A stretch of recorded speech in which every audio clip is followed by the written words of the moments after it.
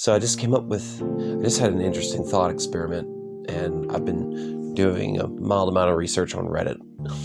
So this is all just hypotheses, but I was watching a documentary on how the Halo rings were made in universe, and it's a really good documentary. And then that kind of got me to thinking about how matter that's absorbed by black holes, that science likes to refer to that as information, and how this information is somehow, it's like recorded on the quote surface, closed quote, of a black hole. And I was trying to think, well, what does that actually mean?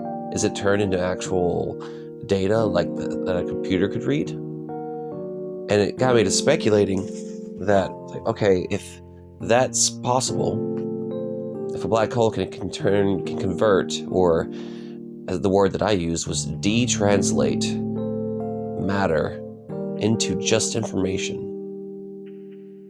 keep that information perfectly recorded, and then somehow retranslate that information, could you recreate that matter? Or with some modifications, changing some of the data, could you recreate or just create something entirely new? In other words, can you literally transmogrify matter using this process, assuming it's even possible? And it got my mind just kind of running wild with speculation. So I just did a Google search, and that's why I ended up on Reddit. And the explanation seems to be a little bit more logical.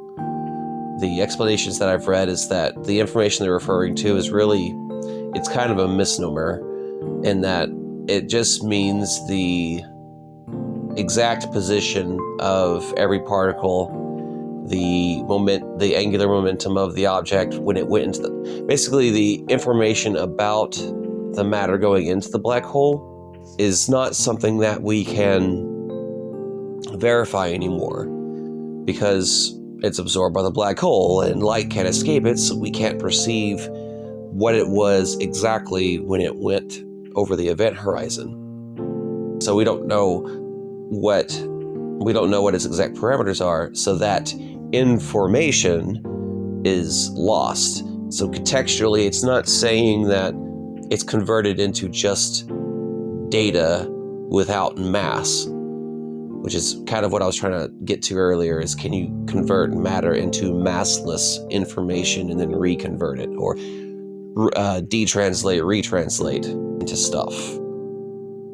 It sounds like it's just how science is just kind of talks. They're just saying that because it's easier than saying the information about the object over and over and over again. When you're trying to talk about black holes and how they function, it's easier to just call it information and call it data and use words that we would use associated with that kind of dialogue. One example that a Reddit user gave was that whenever this individual is studying, of all things, sugar molecules crashing into each other. And this person went on to talk about how that relates to other stuff, but that kind of got my brain to think, wait a minute, well, it's like, that seems really mundane. What do you mean sugar molecules crashing into each other? Like, what is that happening on your table? Like, if you have a couple of sugar cubes, are they just exploding all over the place, but you can't perceive it because the molecules of the sugar cube are just smashing into each other? But then it dawned on me that, well, yeah, I mean, it probably is happening. I'll need to do more research on this. Citation needed. But these molecules are so tiny, and the energy they use is so tiny, that they could smash into each other. We wouldn't notice it. It's like if the Earth was sentient and understood that cars crash here on the surface.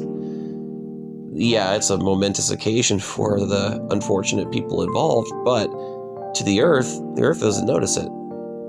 It would need to have some kind of Earth-sized technology or some kind of ESP sentience in order to understand that things crash, but things are crashing on its surface, but it's not going to know better. It's not going to notice it naturally. Assuming it had sensory organs that were planetary sized, it's not gonna notice that. It's probably more worried about, like, when's the sun gonna solar flare up? Where am I gonna be in the next 4 billion years? Am I gonna be inside the sun? Is Jupiter gonna hurl more rocks at me? I don't know. I'm a little more concerned about, stuff like that, because that would make a noticeable impact, literally, to the Earth's dimensions. But something small like that, I'm not going to notice it. And the same for us as human beings. We're not going to notice the collisions and the jostling and bustling of matter at a microscopic molecular level. We're not going to notice it. We need special tools to let us notice those things. And it got me to thinking, everything in the universe is because of movement.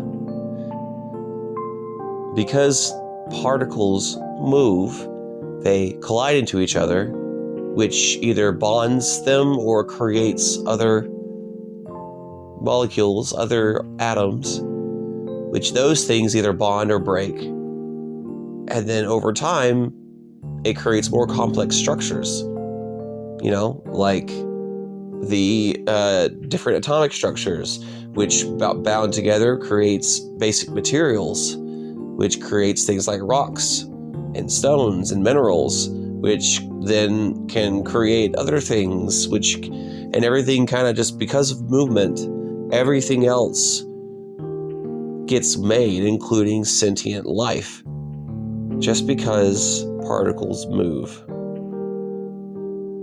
But that's where my brain went in the past hour. It just kind of jumped all over the place like that. And it makes me proud that I am who I am.